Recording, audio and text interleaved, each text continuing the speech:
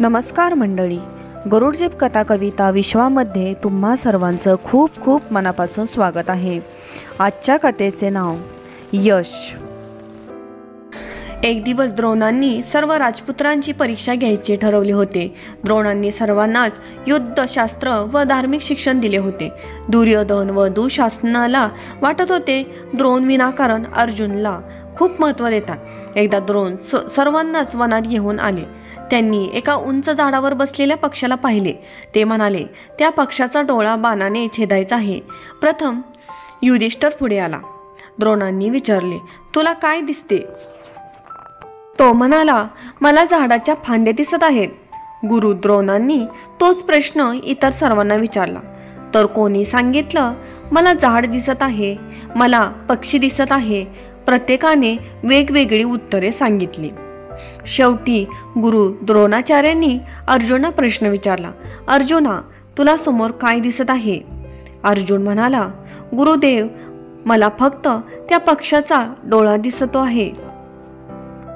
गुरु द्रोणाचार्य म्हणाले, नीट बघ, तुला झाड, फांद्या, तो पक्षी दिसत नाही?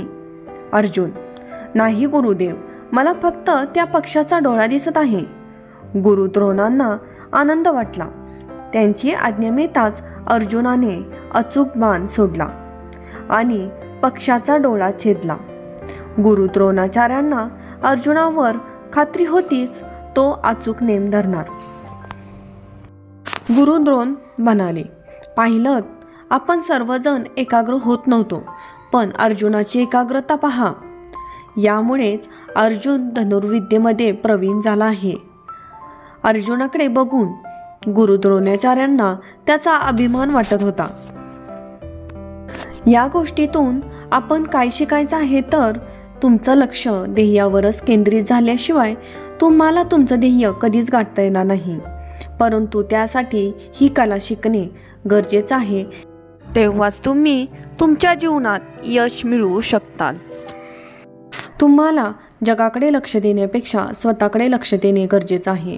हा काय म्हणतो किंवा तो काय म्हणतो त्यापेक्षा तुम्हाला काय वाटतं, तुमच्या आयुष्यासाठी काय योग्य आहे तेच करा।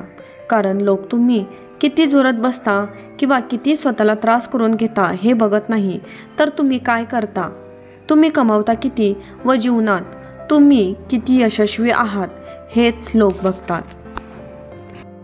त्यामुळे वेळ जाण्या अगोदर जागृत व्हा व लक्ष फक्त तुमच्या ध्येयावरच ठेवा। Stay motivate, stay happy.